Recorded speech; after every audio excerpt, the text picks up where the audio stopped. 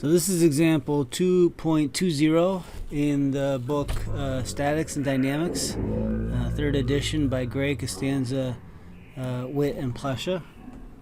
And it's a nice example in that it illustrates how you use the VectorDot function in ease to take the dot product and find the components of a force in different directions. So you have this bar that extends from point A to point B, and on the bar is a bead that's free to slide left to right, so along the bar, and the bead is connected to point D through this elastic cord, and the cord exerts a 3 pounds force, tensile force on the bead. So the problem statement says we need to determine the components of the cord force in the directions that are parallel to and perpendicular to the rod. So the direction parallel to the rod is going to cause the bead to slide. The direction perpendicular to the rod, that force will not. And we also need to determine the vector components of the force in those two directions. And then finally it just asks if the bead is free to slide and released, which direction will it want to go, which is basically asking what direction is the parallel component pointing. Is it pointing towards A, or is it pointing towards B? Alright, so before we just dive into ease, it's probably a good idea to sort of road map out the governing equations that we're going to enter and make sure we have enough equations that we understand the problem. Ease won't help you with that. Ease is just going to help you solve the equations that you come up with, right? So having a good set of equations to start with is pretty important. So there are 3 coordinate points that define the problem's geometry, and those you can see in the XYZ coordinate system are A and D and B, and then C is also a point that's pretty important. So the first thing we'll do is enter those points so we know where those are, sort of in XYZ space. And then we have to think about how can we get the directions along the cord as well as the direction along the rod. So the position vector that defines the rod, so that's R, A to B, is pretty easy. You just subtract point A, coordinate A, from coordinate B, and that'll give you that direction. I'll give you that position vector. And then we know that the bead is sitting 11 inches from point A along the direction defined by the rod. So that's what this equation says, is that RAC, so the position vector from A to C, is just the magnitude of RAC, which is 11 inches, and then we'll multiply that by the unit vector that's defined by the rod. So the unit vector we get by taking the position vector RAB and dividing it by its magnitude. So now we have located point C. We need to figure out a position vector corresponding to the elastic cord. So there's probably a few ways to do that. The first thing I'm going to do is come up with a position vector that defines RAD. So that's easy. You just subtract point A from point D. And then we know that RCD is just equal to RCA plus RAD, right? You can see that with these vectors here. And I know RAC, so RCA is just minus RAC. So RCD is minus RAC plus RAD. So that's how we will get the position vector corresponding to the actual elastic cord RCD. Next, we need to figure out the force associated with the elastic cord. So we know the direction now, that's RCD. We know the magnitude of the force, it was given in the problem statement. So the vector force corresponding to the cord, so FCD, is the magnitude of FCD multiplied by the unit vector defined by RCD. So that's just, again, RCD divided by the magnitude of RCD. Okay, so we know the force, we know the position vector that defines the rod, so we can just go through those equations that allow us to project that force in that direction, right? So there's a force parallel to the rod, and that is the force FCD, and the dot product of that with the unit vector defined by RAB. So that's what I have here. This is the magnitude now. This is the magnitude of the force parallel to the rod.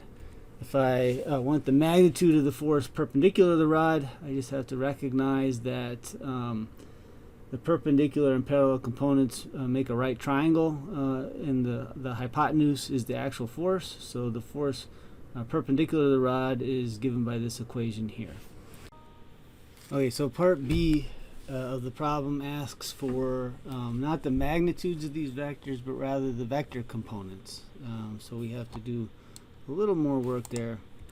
And if I want the vector component of the force parallel to the rod, I just take the magnitude that we have already calculated and take the dot product of that with the unit vector and its direction. So that's pretty easy.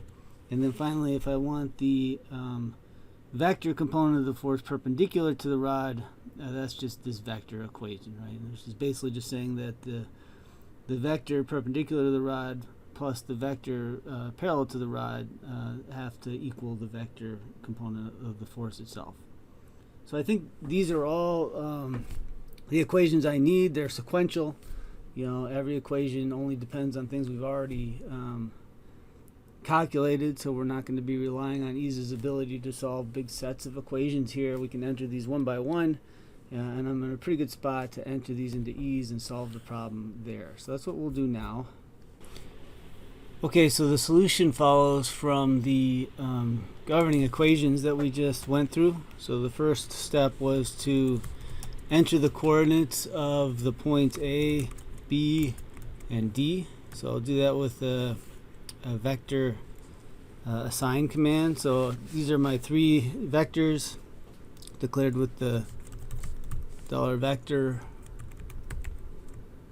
directive. So A is going to be equal to vector assign, let's see, where is that? It's at 12, 8, 0, and those are in inches.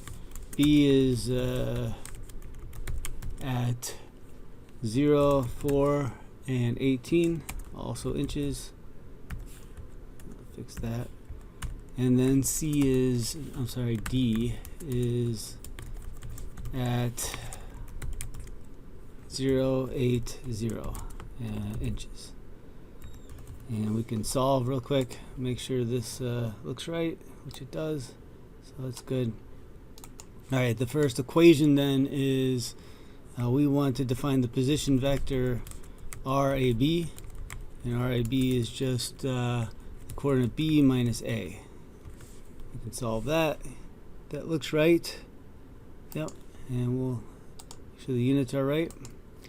And then let's see, we need a position vector RAC, and we know that the magnitude of RAC is equal to 11 inches. This is how far the bead is along that rod.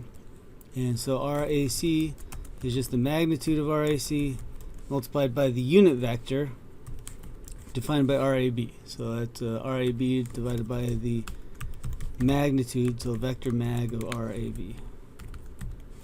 And yeah, it seems like that's working. That looks right. Let's see. We need the vectors RAD and RCD, so let's declare those two variables. Vector RAD, RCD. So we said that RAD is just D minus A, and RCD is minus RAC plus RAD. We can solve that, and those look okay. Get the units right. And finally the force that's acting on the bead, so that's a vector, $vector FCD. We know the magnitude of the force is 3 pounds, and we know the direction is along RCD, so FCD is the magnitude of FCD times RCD divided by vector mag RCD. So that's the unit vector in that direction. So this is the force acting on the bead right there. So the force is acting on the bead, and we want to know the direction, the components of this force that are parallel to and perpendicular to the bar, so the RAD. All right, let's make this a little bit bigger, and actually maybe move this up a little bit.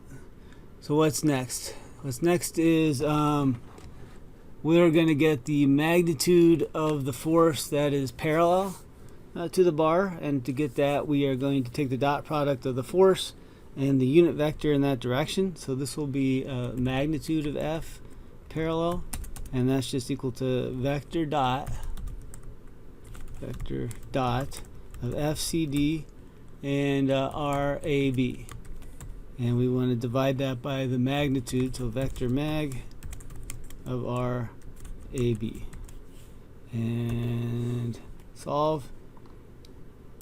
12 and so minus 1.215 pounds in that direction. So actually it's going to be pulling the bead towards A, not pushing it towards B. Let's see, if we want the magnitude of the component of the force that's perpendicular, that's just the square root of the magnitude of the force squared minus the magnitude of the force parallel squared, like that. So that's that right there. So that is part A, just finding the magnitude of these components. Part B asks for the actual vector values of those components. So to get that, we just have to turn these into vectors. So first let's declare them to be vectors. So dollar vector F parallel and F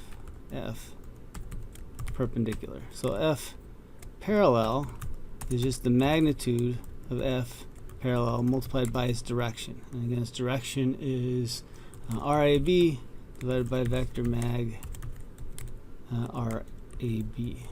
So that right there is the force in the direction parallel to the bar, and it's just a vector equation then to get F perpendicular. So F perpendicular is just F CD minus F parallel, and that's the answer here to part B. And part C just asks, you know, is the force on the bead going to be such that it moves it towards A or towards C? We've already answered that. Because this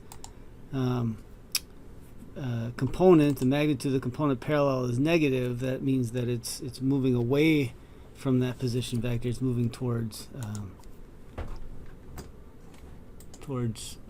point A.